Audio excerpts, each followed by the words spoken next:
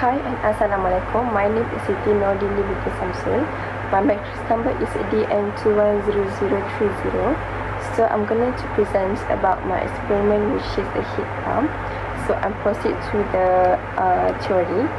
So a heat pump is a device that uses a small amount of energy to move heat from one location to another. It works by absorbing heat from a cold space and releasing it to a warmer one. A heat pump is a device that absorbs heat from waste source or surroundings to produce available heat on a higher temperature level than that of the heat source. So I will explain about my objectives. So first, to determine the power input, heat output and coefficient of performance of a vapor compression heat pump system. Second is to produce the performance of heat pump over a range of source and delivery temperatures. Assalamualaikum, my name is Muhammad Hikmi bin Husin. I'm matrix DN210057. Okay, today I will show how to conduct the mechanical heat pump experiment. Okay, so firstly we need to turn on the main power supply. So the main power supply is here. So we need to turn on this. Next, we need to open the water supply.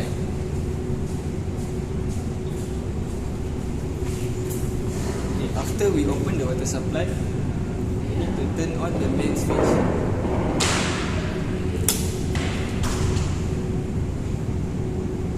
After we turn on the main switch, we set the water flow rate to 10%.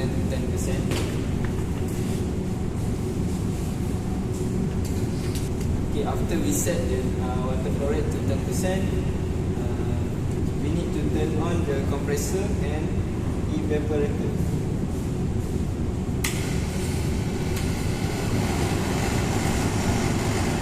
After we turn on the compressor and evaporator, we need to set the water flow rate to 40%.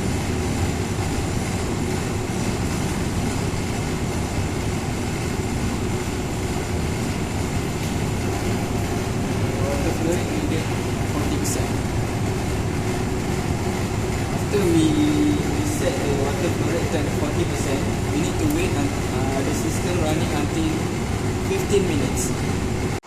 After 15 minutes, we need to record all the necessary things into the experimental data.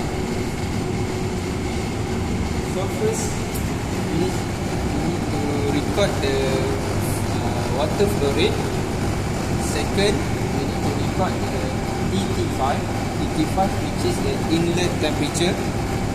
And next, we need to record the TT6, which is the outlet temperature. And the last one is we need to record the power.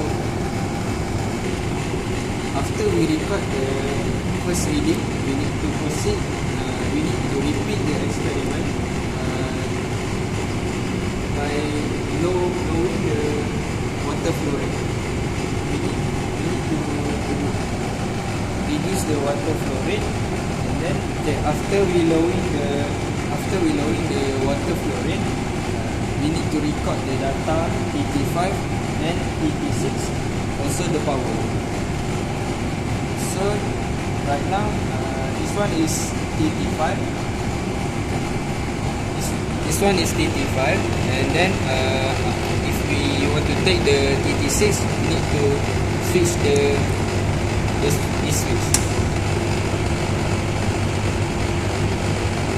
If the reading very high, this is we call the error.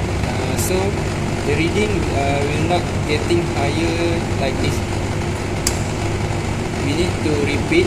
We put in the TT5 and then we repeat to the TT6 until getting the true value of TT6. Okay, so this one is TT6.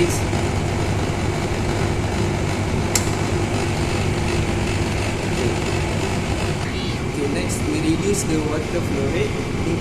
If we reduce the water flow rate, the temperature of TT5 will be getting bigger. So So we need to increase the T5, which is temperature, inlet temperature, until 3 degrees Celsius.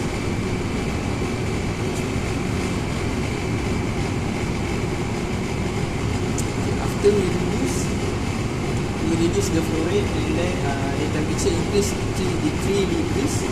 We collect the reading of water flow rate, temperature inlet temperature, which is 85, and outer temperature is 86, and the last one is power. To turn off this system. Okay, first we need to lower the water flow rate.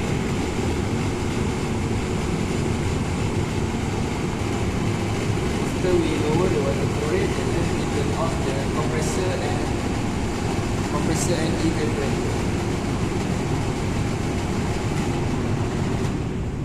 Okay, after we turn off the compressor and evaporator, we need to turn off the main switch in the control panel. Okay, and the last one is we need to off the water supply and also the main power. That's all from us. Thank you. So for observation, the water heat pump system experiment was modeled by using wastewater as a heat source, a test apparatus that uses a helical model of a mechanical heat pump. After data is obtained and the conclusions are drawn. The numbers required for actual equipment are different from the numbers found for idle equipment. Variance may be due to the inaccuracy of measurements, tools and methods, which will affect the expected curve value. As a result of the investigation of what we can see, we can compare the temperature of the cooling water at the inlet T5, which is 29.2 Celsius, with the temperature at the output T6, which is 50 Celsius for the first. The cooling water outlet temperature T5, which is 29.3 Celsius, increased for the second time. Okay, next is result. So for the result, we need to determine the cooling water flow rate, which is FT2 in liters per minute, and determine heat output, and also we need to determine the coefficient of performance. So by using the formula given in the lab sheet, we can find the required data. First, we need to convert the cooling water flow rate from percentage units to liter per minute units. So for the formula is cooling water flow rate equal to cooling water flow rate percentage times 10 and divided by 100. So we can get the value of cooling water flow rate in units liter per minute. Okay, next is we determine the heat output by using the given formula, which is the heat output formula is heat output equal to FT2, which is the cooling water flow rate in units liter per minute times raw water times 1 minute over 60 seconds times CP water, and also times TT6 minus TT5. So we can get the value of heat output by using this formula. Finally, we need to find the performance coefficient by using the formula, that is coefficient of performance equal to heat output divided by power input. So by using this formula, we can get the value of coefficient of performance. So for conclusion, any heat pump has an ideal coefficient of performance COP, but in reality the coefficient of performance is less than the ideal value, and this is because of multiple reasons that cause any degree of losses in the system, such as mechanical or electrical losses in the fan or the compressor or error in measuring device. The experiment shows us to see that even with a quite low efficiency, the heat provided by the pump is always higher than the electrical power given to heat, making this kind of machine very attractive to heat buildings using our out heat. So that's all from me, and thank you.